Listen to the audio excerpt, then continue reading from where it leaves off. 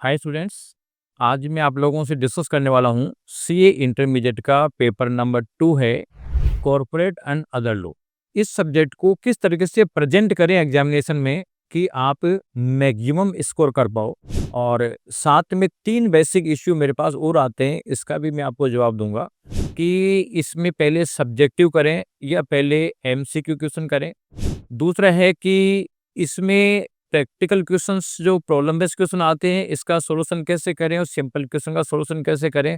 और साथ में हम किस मैटर को बेस्ट बनाएं, आईसीए एसन को बनाएं या नोट्स को बनाएं। तो इस वीडियो को आप पूरा देखना और अपने दोस्तों को शेयर करना और साथ में वीएसआई का यूट्यूब चैनल सब्सक्राइब करके बेल आइकन दबा के रखना, जिससे कि और भी इंपॉर्टेंट चीजें आप लोगों को मिलता रहे। जैसा कि आपको पता है कि इस सब्जेक्ट में मार्क्स एक्सपेक्टेशन से काफी कम आते हैं, लेकिन कोई ये नहीं सोचता है कि भई मेरे मार्क्स जितना सोचा था उससे कम क्यों आए। और आप अभी इंटरमीडिएट में हो, आपने फाउंडेशन में भी देखा होगा कि जितने मार्क्स आपने इस पेपर में, लॉ के पेपर में एक्सपेक्ट किया था उससे से कम ही आए होंगे।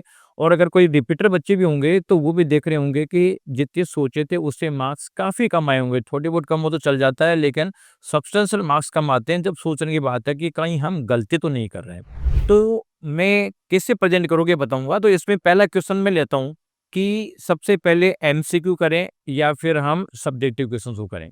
तो इसमें सिंपल सी चीज़ है, जो पार्ट 1 में एमसीक्यू है और पार्ट 2 में जो आपका सब्जेक्टिव है। तो ये हार्ड एंड फास्ट रूल नहीं रखना अपने को कि पहले हम एमसीक्यू करें या पहले हम सब्जेक्टिव करें। आप तो एक चीज़ देखो, आप क्योंकि आपका जो 15 मिनट का टाइम मिलेगा उसमें सब्जेक्टिव देखने का तो आपको चांस मिल जाएगा, ऑब्जेक्टिव देखने का चांस नहीं मिलेगा। तो सब्जेक्टिव में तो आपने आइडेंटिफाई करे रखे हैं कि कौन-कौन से क्वेश्चन किस तरीके के हैं। और एमसीक्यू में भी आप आइडेंटिफाई कर लो, पहले पर आते हैं कि किस-किस तरह के क्वेश्चन ईज़ी हैं और फिर ईज़ी से टफ चलो। पहले मोस्ट ईज़ी क्वेश्चंस हैं, चाहे एमसीक्यू के हों, चाहे सब्जेक्टिव हों, पहले उनको करो। उसके बाद उससे थोड़ा एडवांस क्वेश्चन है उनको करो, फिर वो एडवांस क्वेश्चन करो। जो सबसे टफ क्वेश्चन है, चाहे एमसीक्यू के हों, चाहे फिर आप सब्जेक्टिव हों, उसको सबके लास्ट में करना।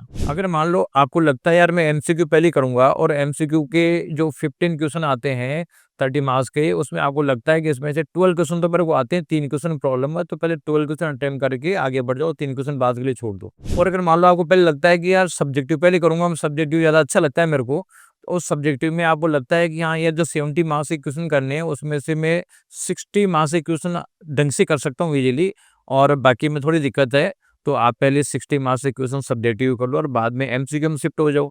और बाद में जो टफ पोर्शन है, चाहे एमसीक्यू का हो, चाहे आपका सब्जेक्टिव का, उसको उसके बाद में करो। तो ये तो लेना है आपको कि पहले कौन-सा करें, कौन-सा नहीं करें। तो अटक के नहीं बैठ जाना कि नहीं पहले यही करूँगा, चाहे कितना भी टफ हो सकता है इसके चक्कर में आप आगे बढ़ ही नहीं पाओ और जो अच्छे आने वाले क्वेश्चन रह जाएँ। ऐसी गलती कभी नहीं होनी चाहिए। अब दूसरा है कि सिंपल वर्सेस जो प्रॉब्लम बेस्ड क्वेश्चन्स है, वो कैसे करें?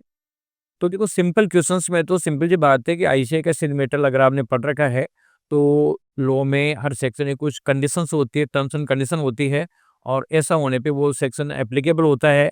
तो वो तो आप लाइन टू लाइन जो आपने मॉड्यूल में पढ़ा होगा, उसका टू द पॉइंट आपको देना है।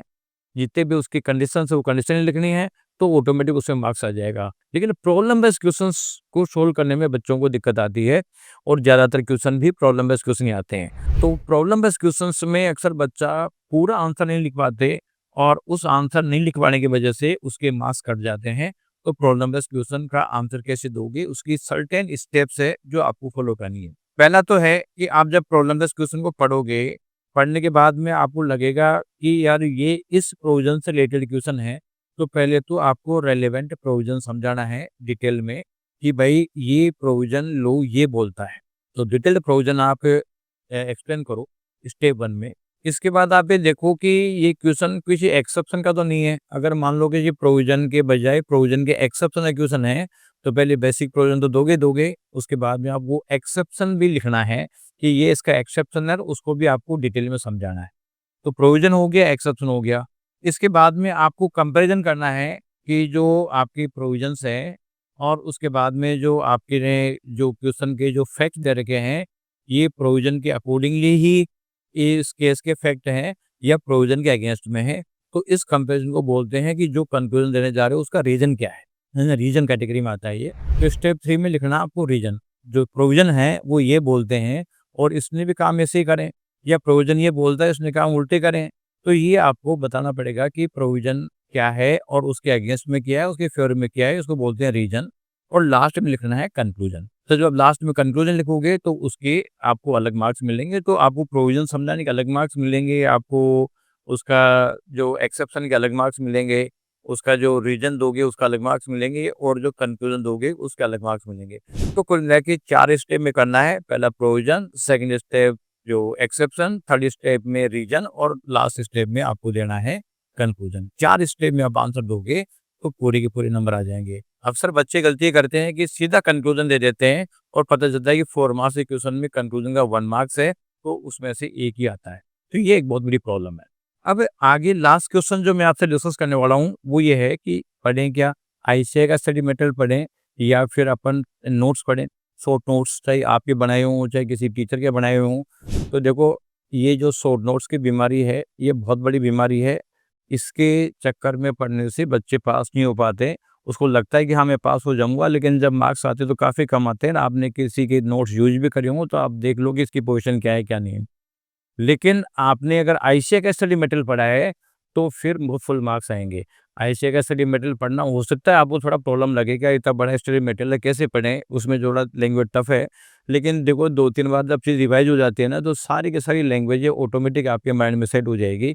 इसलिए थोड़ा-सा मेहनत होगा, लेकिन आईसीएआई के स्टडी मटेरियल से आप प्रोविज़न्स को ज़्यादा से ज़्यादा रिवाइज़ करो, तो वो थोड़ी दिनों के बाद में 2-4 बार रिवाइज़ करने के बाद बिल्कुल फ्लुएंसी आ जाएगी और कहीं पे भी सोचने की ज़रूरत नहीं पड़ेगी।